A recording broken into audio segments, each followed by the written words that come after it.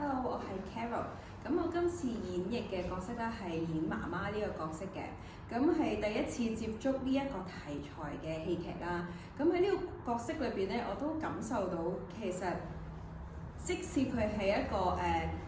會想賭錢嘅人，但其實內心都係複雜嘅。尤其是面對仔仔嘅時候，嗰種掙扎啦，嗰種愛與自己嗰種慾望嘅嗰種拉扯，其實我覺得我喺呢個劇裏邊我都會感受到嘅。咁而呢個題材，我覺得係非常之適合喺我哋而家身處嘅呢一個地方去講，因為畢竟有好多人嘅工作其實都同賭場或者賭博係有一個連結啦，而佢哋真係無時無刻去接觸住嘅時候，可能真係會有一刻就已經去 click 中咗佢有呢個機會或者呢個動機